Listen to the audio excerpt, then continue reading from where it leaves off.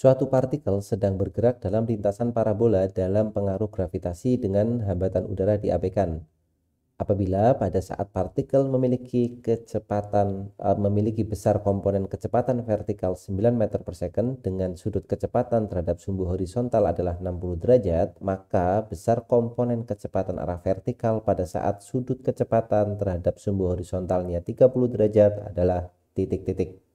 Oke, jadi soal ini adalah soal tentang gerak peluru ya, atau gerak parabola. Oke, kita akan menggambarkan gerak parabolanya seperti ini. Jadi misalkan ini adalah lintasan parabolanya, kemudian dari data yang pertama kita tahu adalah pada saat partikel memiliki besar komponen kecepatan vertikal 9, sudut kecepatan terhadap sumbu horizontalnya 60 derajat ya. Kita misalkan letakkan di sembarang posisi, misal di sini. Nah, di sini partikel punya kecepatan total atau kita sebut sebagai V.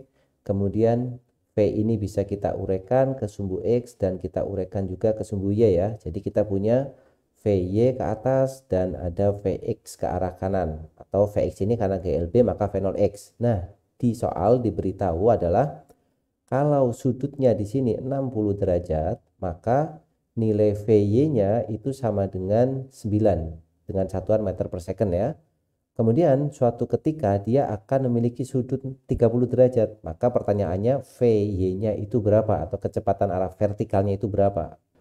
Oke, jadi kita misalkan gambar kondisi kedua, seharusnya ada di bawah ya, tapi kita gambarkan sembarang saja di sini karena kalau semakin ke atas mestinya kan sudutnya akan semakin betul ya, semakin kecil ya, betul. Jadi misalkan dia punya kecepatan V di sini, kemudian sama dia di sini punya Vx dan ada lagi VY ke arah atas dan sudutnya saat ini adalah 30 derajat.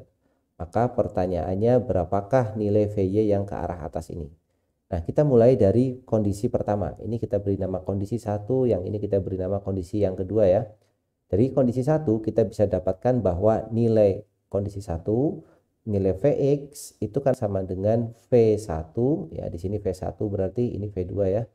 V1 dikalikan kosinus 60 derajat. Sedangkan untuk nilai VY-nya itu berarti sama dengan 9, sudah diketahui.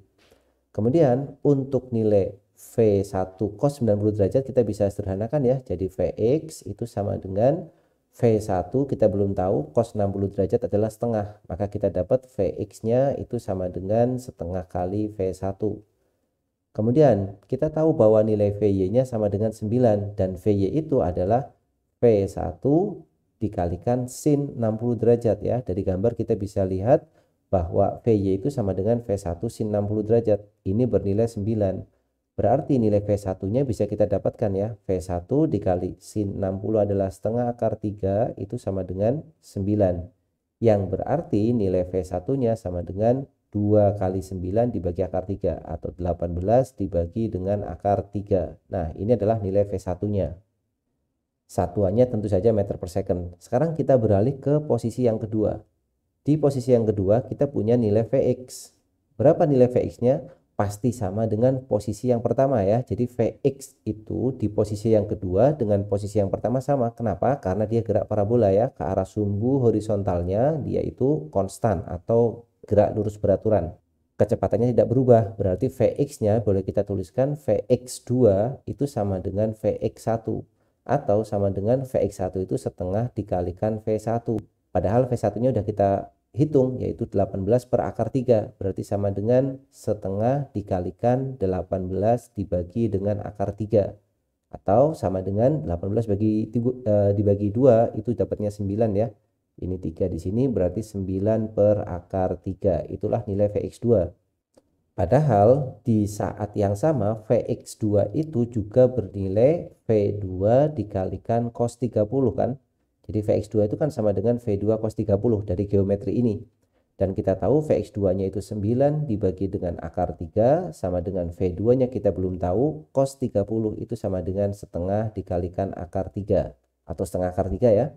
Berarti nilai V2-nya sama dengan 2 kali 9 kan, 2 dikalikan dengan 9 kemudian dibagi dengan akar 3 kali akar 3 jadi 3. Ini sama dengan V2 atau nilai V2-nya sama dengan 6 meter per second. Nah, kita dapat nilai dari V2-nya yaitu 6 meter per second. Maka dengan mudah kita bisa mencari VY2.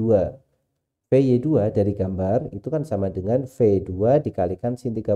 Jadi V2 kali sin 30 derajat. Dan nilai V2-nya adalah 6, sin 30 itu setengah. Jadi VY2-nya sama dengan 3 meter per second. Nah, ini adalah jawabannya.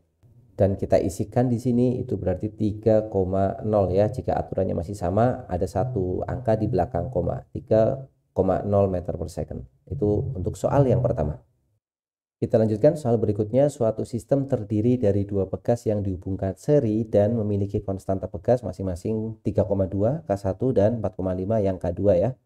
Pertanyaannya adalah usaha minimum yang harus dilakukan untuk meregangkan sistem ini sejauh S 2,5 cm adalah titik-titik milijoule. Oke, jadi di soal ini kita akan mencari usaha yang dimiliki oleh pegas ya. Dan kita tahu bahwa misalkan kita memiliki suatu pegas, kemudian pegas ini memiliki konstanta pegas K, kemudian pegas ini kita simpangkan. Nah, kita simpangkan misalkan kita beri simpangan sejauh delta X atau di situ sejauh S ya.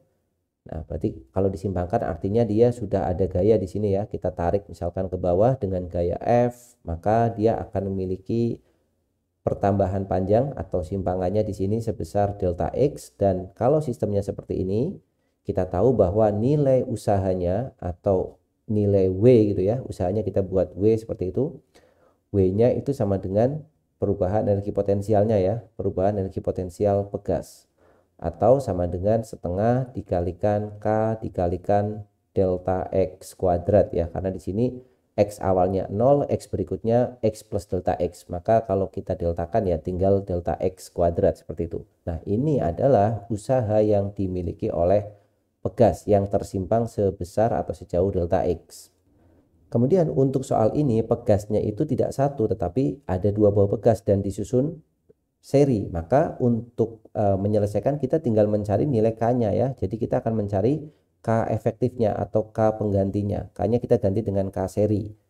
Dan kita tahu kalau misalkan kita punya dua buah pegas yang masing-masing memiliki konstanta pegas K1 dan K2, maka untuk mencari penggantinya kita bisa pakai persamaan 1 per K seri gitu ya, sama dengan 1 dibagi K1 atau 1 per K1 ditambah 1 per K2 ya. Nah, karena ini K1 K2 nya itu angkanya tidak bersahabat ya, kita gunakan variabel dulu. Jadi 1 per K seri sama dengan kita samakan penyebutnya dalam variabel K1 dikalikan K2, berarti di sini K2 ditambah dengan K1 yang berarti K serinya itu sama dengan, kita balik aja ya. Berarti kan ini 1 per, maka untuk K serinya berarti K1 dikalikan K2 dibagi K1 ditambah dengan K2. Nah, ini adalah K efektifnya atau K seri yang akan kita masukkan di persamaan usaha ini. Berarti usaha yang dilakukan atau W-nya itu sama dengan 1 per 2 dikalikan, masukkan nilai K-nya. Nilai K-nya adalah K1-nya itu 3,2, kemudian dikalikan dengan K2-nya adalah 4,5, dibagi dengan K1 plus K2 jadi 3,2 ditambah 4,5, kemudian kita kalikan dengan delta X dikuadratkan. Delta X nya ini 2,5, satuannya cm ya, kita buat dulu dalam satuan SI dulu. Jadi ini adalah 2,5 per, kita ubah ke meter jadi per 100 ya, atau kita buat pakai pangkat saja. Jadi 2,5 dikalikan 10 pangkat negatif 2, kemudian kita kuadratkan. Maka kita akan mendapatkan nilainya W sama dengan 1 per 2. Kita kalikan yang di depan dulu ya, di dalam kurung ini. Kita bisa gunakan kalkulator. Kalau kita hitung dengan menggunakan kalkulator, maka kita akan dapat hasilnya 1,870 ya. Kita gunakan 3 desimal dulu supaya lebih presisi. Kemudian dikalikan 2,5 kuadrat itu berarti 6,25 dikali 10 pangkat negatif 4 ya. Selanjutnya tinggal kita kalikan untuk yang angka depan ya. Kita kalikan 0,5 dikali 1,870 dikalikan 6,25, kita akan dapat hasilnya adalah 5,84 ya. 5,84 kita kalikan dengan 10 pangkat negatif 4, ini satuannya adalah joule.